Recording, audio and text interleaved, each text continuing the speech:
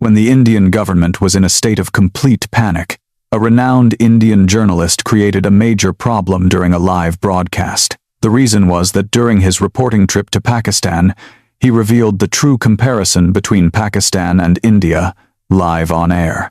After the program aired, Indian internet users were furious, and the video quickly went viral across all media and social platforms. Even the Indian government couldn't hide its panic and was forced to urgently intervene to manage the situation. What did this journalist see in Pakistan? What did he say that shocked everyone so much? My name is Rohan. I am an experienced journalist for India's global business channel, born and raised in Mumbai, and I have been working in economic news for 12 years. Many people trust my economic analyses, and I am particularly known for my sharp criticisms of the economic situations in competing countries. Compared to India, the economies of these countries are not worth mentioning. They are stuck in the past.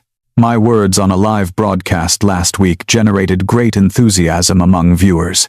Our social media was filled with posts about how Pakistanis hate Indians. My colleagues also considered Pakistan to be an outdated place. Rohan, what will our next topic be? My producer asked me. Suddenly, a thought flashed through my mind.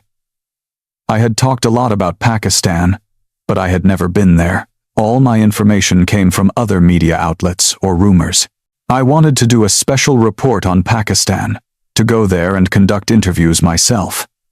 The producer's eyes widened. Is now the right time for a special report on Pakistan? I want to see with my own eyes how far Pakistan's economy lags behind India's. But deep down, I had another thought. What is Pakistan really like? This curiosity had taken root in me. The next day, in the editing room, Samer, my junior colleague, approached me. Rohan, is a trip to Pakistan okay? I heard that Pakistanis are not very fond of Indians lately. Don't worry, I'm a journalist. Seeing with my own eyes and judging for myself is my job. And so, a 10-day reporting schedule to Pakistan was approved. The destination was Karachi. I planned to penetrate the heart of the country that was once called one of the economic tigers of Asia. The day before my departure, I posted on Indian social media that I was going to see the true face of Pakistan and asked people to follow the news. Many fans left encouraging comments. At the same time, there were opinions like, "Help us expose Pakistan's backwardness." While I was booking flights, a hotel, and planning interviews, a question lingered in the back of my mind. Was what I had been saying until now the truth? But I quickly dismissed the thought. The Indian economy has far surpassed Pakistan's. This is a fact that everyone knows. As I packed my suitcase, I thought that this trip would be an important milestone in my career. I would become the first Indian journalist to expose the truth about this country. I prepared everything and headed to Chhatrapati Shivaji Maharaj International Airport in Mumbai. At that moment, I didn't yet know how shocking this journey would turn out to be, and I never imagined that this trip to Pakistan would become a turning point in my life. From the very moment the plane landed at Jinnah International Airport, everything was far from what I had expected. As soon as I stepped off the plane and entered the passenger terminal, I was struck by its cleanliness and efficient system. The automated immigration system worked faster and more accurately than anything I had ever seen in India. Is this Pakistan? It looks more modern than parts of India. I left the airport and hailed a taxi. The driver greeted me in English. "Hello, are you from India?" I answered in surprise. "Yes, I'm from Mumbai." "You speak English too?" "We've had a lot of Indian guests recently, so I've learned a little." "Where would you like to go?" I gave him the name of a hotel in downtown Karachi. As the taxi drove along the Shara-e-Faisal, I carefully observed the scenery outside the window. Clean roads, orderly traffic, and most importantly, an impressively clear sky. "The air here is better than I thought," I said. The taxi driver smiled and replied, "Much better than it was many years ago. What's it like in India?" I paused for a moment, thinking about the smog in Mumbai. It was shameful to compare. As we entered the center of Karachi, skyscrapers rose up before me. Modern buildings with exquisite designs, stylishly decorated shops, and long rows of billboards for world-renowned brands. The image of Pakistan with a declining economy, as portrayed by the Indian media, did not exist. "This is the city center," the driver said. "It's a truly developed city," I praised. The driver just smiled. After checking into my hotel and resting for a bit, I decided to take a walk. The streets were clean, and the people were dressed fashionably. Not at all like the stereotypical images I had seen. I went into a nearby cafe, and when I called the waiter to order, he greeted me in English. "How can I help you?" "I'm from India. I don't speak Urdu." He smiled and replied, "No problem, sir. We have an English menu." Receiving the English menu, I was very surprised. In our country, it's hard to find such service for foreigners. While I was sipping my chai and opened my laptop to check tomorrow's schedule, I had a meeting scheduled at the headquarters of Systems Limited, a major tech corporation, and I planned to compare them to their competitor in India, Infosys. My gaze fell on a group of young people at the next table who were engrossed in their studies. They were using laptops, tablets, and smartphones, working very efficiently. You could see a similar scene in Mumbai, but here, it seemed like everyone was like this. "Pakistan is more developed than I thought," I muttered to myself, leaving the cafe. On my way back to the hotel, I messaged Samer. "It's only the first day, and there have been so many surprises. Pakistan is not what we thought." Samer quickly replied, "Have you been brainwashed?" "Ha ha ha." I chuckled and replied, "No, just speaking the truth. I'll tell you what else happens tomorrow." Back in my hotel room, I looked at the Karachi nightscape from the window and thought, this is just the beginning. I can't be deceived by appearances. To see the real Pakistan, I need to look deeper. But deep down, some of my prejudices had already started to crack. I woke up early and went to a cafe near the hotel to prepare for my interview before visiting Systems Limited. The cafe was clean, with a modern interior. I sat down, opened my laptop, and said, "Ek, cutting chai." Since I was in Pakistan, I wanted to try speaking the local language. The waiter nodded with a bright smile and brought the tea to my table, saying in English, "Here is your tea, sir." Although his accent was a bit noticeable, his effort impressed me. "Thank you," I replied in English. He smiled happily. As I was researching Systems Limited on my laptop, a Pakistani man at the next table suddenly spoke to me. "Are you from India?" he asked in English. "Yes, from Mumbai. How did you know?" "I heard you speaking English. I worked in Bangalore for 3 years. From our conversation, I learned a lot about the business environments in Pakistan and India." He didn't say anything negative about India. On the contrary, he praised its rapid development, which was completely different from the rumors that Pakistanis hated Indians. After finishing our conversation, as I was about to pay, I discovered my wallet was missing. I searched all my pants, pockets, and my bag, but couldn't find it. I broke out in a sweat. All my important documents, cash, and identification were in there. I hastily called Samer. "I've lost my wallet. I'll probably have to retrace my steps from yesterday to look for it." "Rohan, you won't find it now. I've heard there are many pickpockets in Pakistan too." Samer's words made me even more upset. Just as I was about to give up and head back, the cafe waiter called out to me. "Sir, you forgot your wallet." I turned around, and it was the same waiter, running towards me with my wallet. Unbelievable. I opened the wallet. My documents and cash were all there. "Thank you so much. Where did you find it?" "It was on the sink in the restroom. Luckily, I remembered your face and found you." His smile made me feel a sincere kindness. I wanted to give him a tip as a token of my gratitude, but he shook his head. "It's all right, sir. It's my job." At that moment, I couldn't help but wonder if such a thing could happen in India. Honestly, if I lost my wallet in Mumbai, what would be the chances of finding it? Frankly, very low. In the taxi on my way to the Systems Limited headquarters, I called Samer again. I found my wallet. The waiter returned it. Really? You're very lucky. It's not luck. It's the honesty of the people here. My perception of Pakistan is changing dramatically. Samer was silent for a moment, then said, "Don't jump to conclusions. A journalist must be objective." Of course. But objectivity is about seeing the truth as it is. Think about it. Were our perceptions of Pakistan objective before this? The taxi arrived at the Systems Limited campus. I stood before the magnificent building, thinking to myself, what will I discover here? I entered the lobby at the scheduled time for my meeting with the public relations team. The receptionist greeted me warmly. He pronounced my name with a perfect English accent. Although it was a small detail, this level of preparation impressed me. "Welcome, Mr. Rohan. Before the tour begins, we have some security procedures. We ask for your cooperation." I received a brochure in English and went through a security check before being led to the key areas of the company. The technology and systems I saw here were far more advanced than I had imagined. Deep down, I began to admit that India would need a lot more time to catch up in some of these specific areas. This became the starting point from which my prejudices began to crumble. After the tour of Systems Limited, I went to a cafe on the Clifton Beach, opened my laptop to summarize today's interview.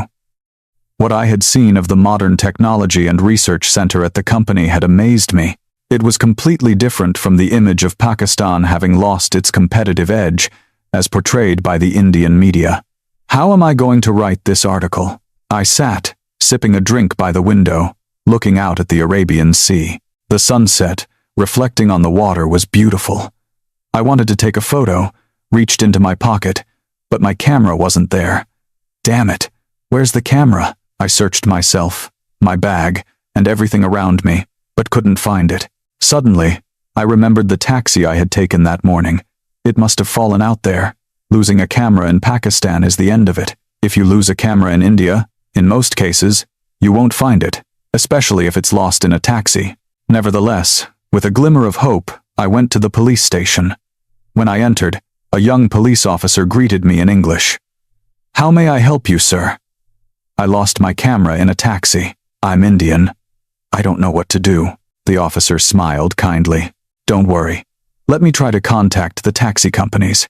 Can you tell me where you were picked up, your destination, and at what time?" Based on the information I provided, the officer called several taxi services. In less than 10 minutes, he smiled and nodded. "Good news. We've found it. The driver has kept your camera safe. He is on his way here now." "Really? Right here?" "Yes, in about 30 minutes. Incredible. This was impossible in India." The officer made me a cup of chai and asked me to wait. Exactly 25 minutes later, the taxi driver arrived at the station. He handed me the camera and said it had fallen between the seats. Luckily, he found it before anyone else. I wanted to give him money as a thank you, but the driver refused. "It's okay, sir. I just did what I was supposed to do." The police officer also smiled and said, "In Pakistan, it's normal to return lost items to the police or the owner." "How is that possible?" I muttered involuntarily. Leaving the police station, I called Samer. "I found another lost item. This time, the camera. You really are a lucky charm. It's not luck. It's the system and the honesty of the people here. I'm encountering unbelievable things." The next day, I visited several startups. The representative of one company spoke about their experience of conquering the global market in just 1 year. Although Pakistan is a large country, we think globally. Our goal is the world stage. We compete not with scale, but with technology and creativity. I was struck by his confidence.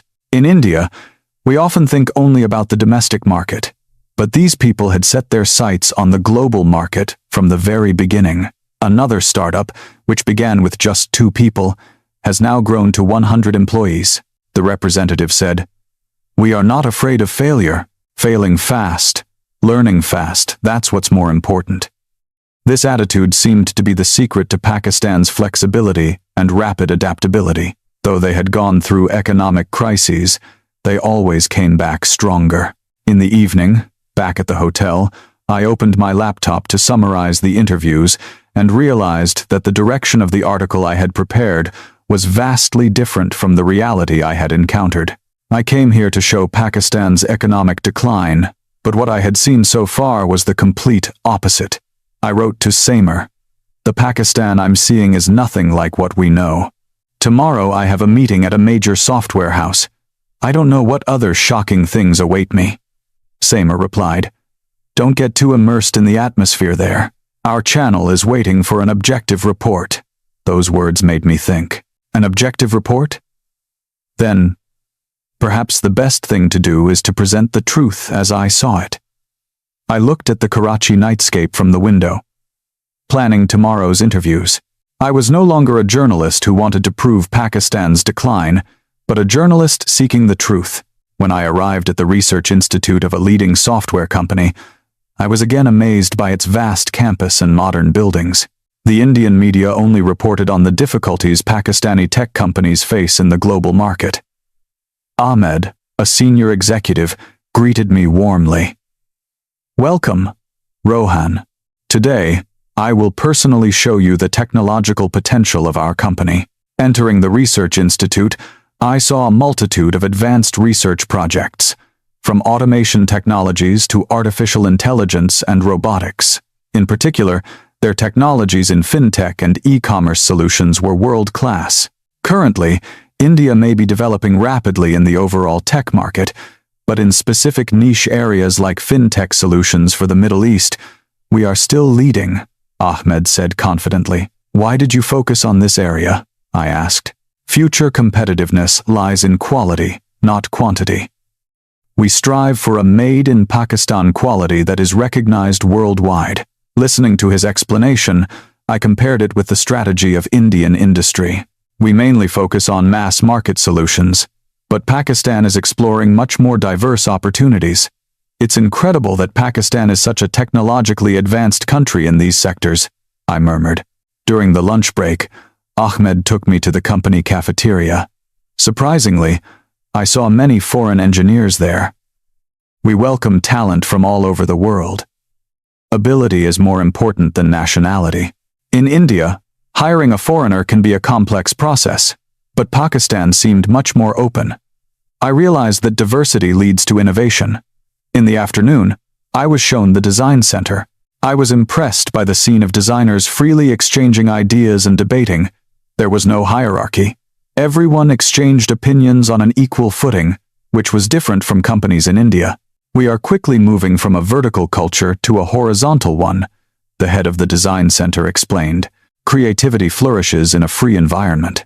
On the way back, Ahmed asked me, "Rohan, what is your first impression of Pakistan?" I answered honestly, "It's very different from what I thought at first. In India, we believe Pakistan's economy is in trouble." Ahmed smiled and said, "Of course.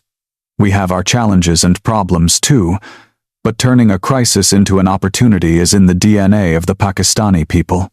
On my way back to the hotel, I called Samer. "Another amazing thing happened today. Pakistani companies are preparing for the future with technology." "Rohan, it seems this is not the report the channel wants." I paused for a moment, then replied, "My duty is to report the truth. They say the Pakistani economy is in decline, but what I'm seeing now is completely different." In the evening, I visited the Geo News headquarters and met with the producer of an economic program. He spoke candidly about the reality of the Pakistani economy. "We have many problems too.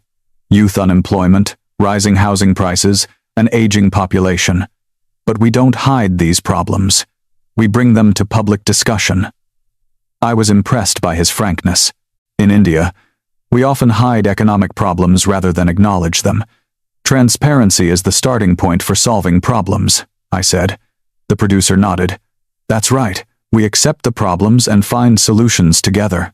Returning to the hotel and summarizing today's interview, I thought that if I wanted to convey the truth, I had to reconsider everything I had ever said about Pakistan. My understanding was changing every day. In the remaining time of my trip, I wanted to understand Pakistan more deeply.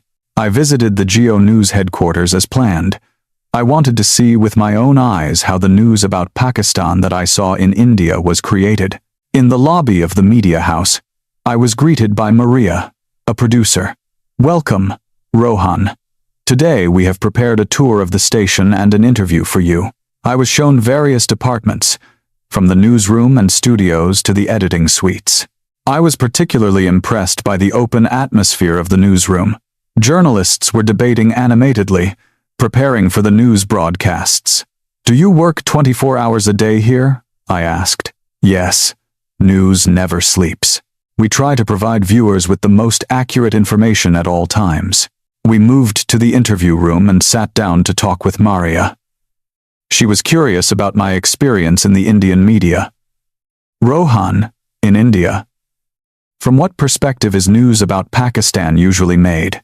I answered honestly, mostly showing Pakistan's economic weaknesses or backward aspects in competition with India. "When you wrote such news, had you ever been to Pakistan yourself?" "Never. In fact, this is my first time." Maria nodded without showing any judgment. "Is that so? And is this trip different from your expectations?" I thought deeply and replied, "Honestly, almost everything is different. Pakistan is much more developed than I thought. The people are very kind and honest. I have one question that bothers me. Is anti-Indian sentiment strong in Pakistan?"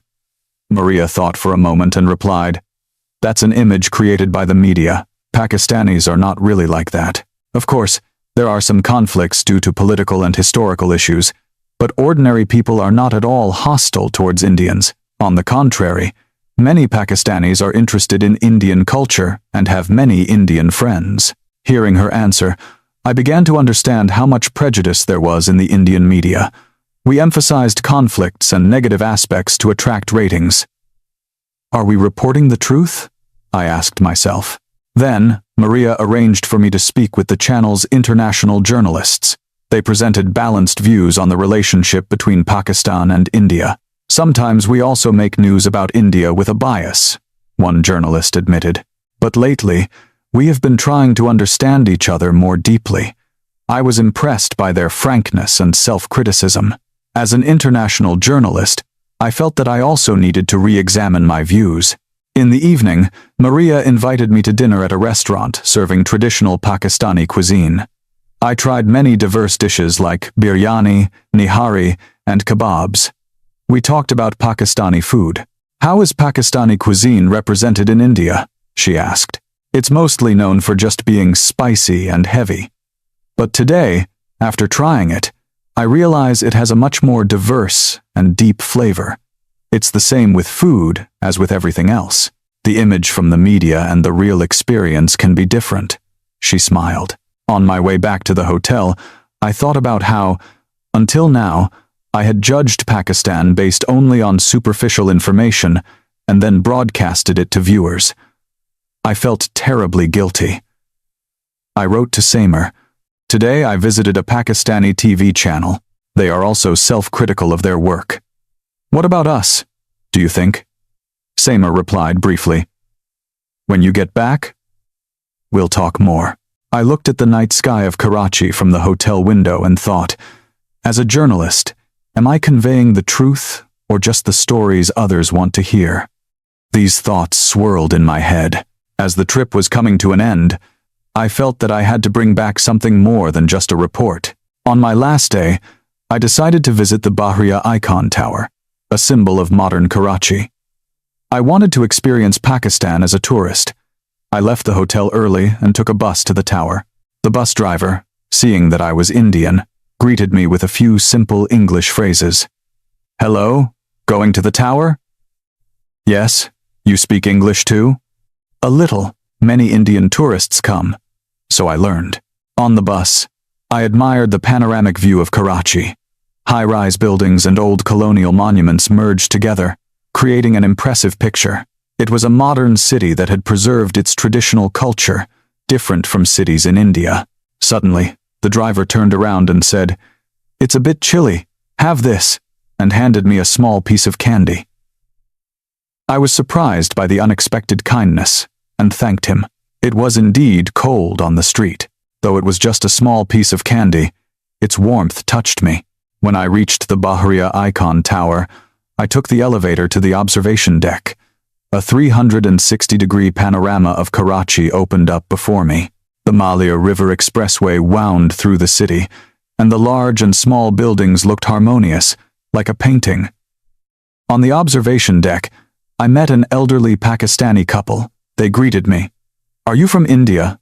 Let us take a picture of you." I thanked them for their kindness and asked them to take a photo.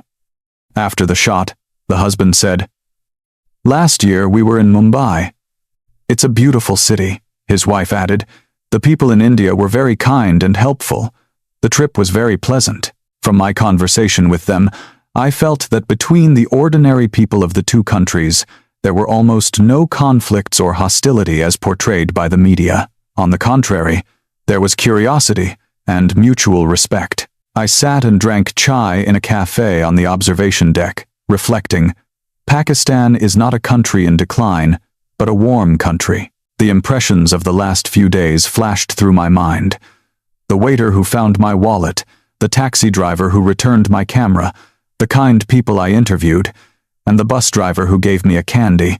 I looked at the small candy wrapper and deeply realized, the true strength of a country lies not only in the size of its economy or technology, but also in the soul and culture of its people.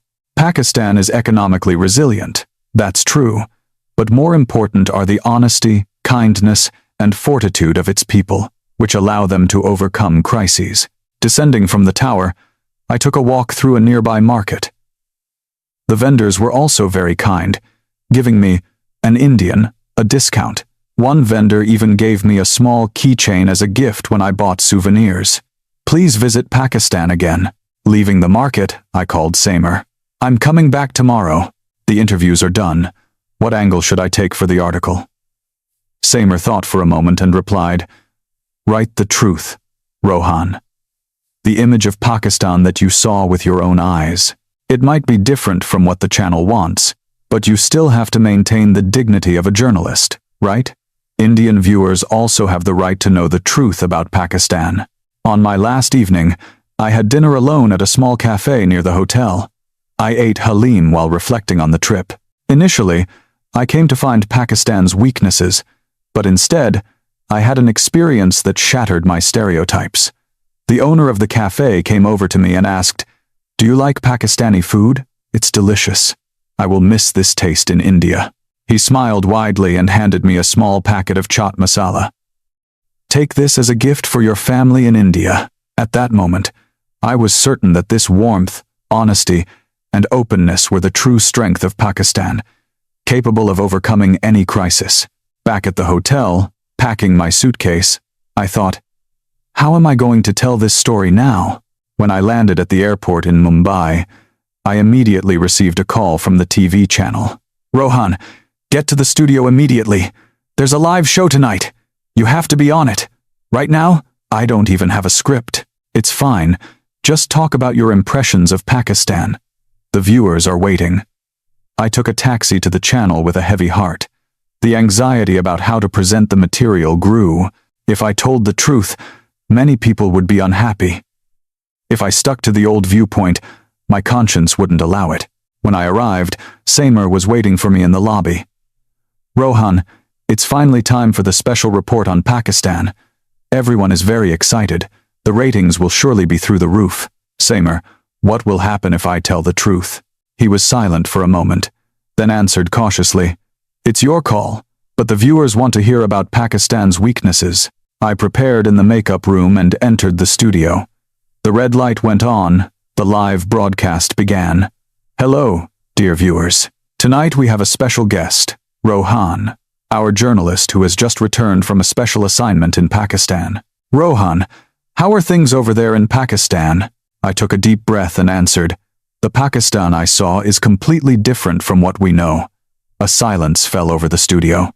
"We believe that the Pakistani economy is in decline, but the companies I visited possess world-class technology. Companies like Systems Limited are still leading in innovation, and there are countless startups aiming for the global market." The host looked bewildered and interjected, "But statistical data shows that Pakistan's economic growth has slowed in recent years. Every country faces economic challenges. But Pakistan's strength is its flexibility in turning crisis into opportunity. They don't hide their problems, but bring them to public discussion to find solutions. The host's face froze because this was not what he expected. And what about the anti-Indian sentiment among Pakistanis? Did you feel it strongly? To this question, I answered without hesitation, unlike what we know. Most of the Pakistanis I met were kind and honest. When I lost my wallet and camera, they were both returned to me intact, and there were many people who showed me small gestures of kindness. Throughout the program, comments poured in on social media. Rohan has been brainwashed by the Pakistanis. He must have received money from Pakistan. But I continued to speak. We often look at other countries through the lens of stereotypes imposed by the media. I was like that too. But when I experienced it for myself, the truth was completely different. Pakistan is our competitor, but at the same time, it is a country from which we can learn a lot. The producer gave a signal. My final sentence: the truth can only be known by seeing it with your own eyes. Dear viewers, when you hear stories about other countries, please try to consider them from different perspectives. The program ended. I walked out of the studio. An enraged producer approached me. Rohan, what the hell did you do? This is not what we wanted. I calmly replied. I just told the truth. As a journalist, what I saw and experienced. Back in the office, as I was clearing my desk, Samer quietly came up to me. You were magnificent. I wish I had that kind of courage. I smiled and replied, it's not courage, it's responsibility. As journalists, we have an obligation to convey the truth. That night, my social media was filled with both critical and encouraging messages, but my heart was at peace. For the first time in a long time, I felt that I had truly fulfilled my duty as a journalist. On my way home, I took out the candy I had received in Pakistan and ate it. The sweet taste reminded me of the view of Karachi from the Bahriya Icon Tower. Pakistan is not a country in decline, but a warm country. After that experience, I resolved to become a better journalist, a better person. From now on, no matter which country I visit, no matter whom I meet, I will not judge hastily until I have seen and experienced everything for myself. After that, I started a series of in-depth reports on different countries and cultures. The first episode about Pakistan may have caused controversy, but over time, many viewers began to accept new perspectives. Conveying the truth, not what others want to hear, is the true mission of a journalist. I realized this once again after my trip to Pakistan. Now, every morning when I enter the office, I look at the keychain I received in Pakistan. It's not just an ordinary souvenir, but a treasure that always reminds me of the need to speak the truth.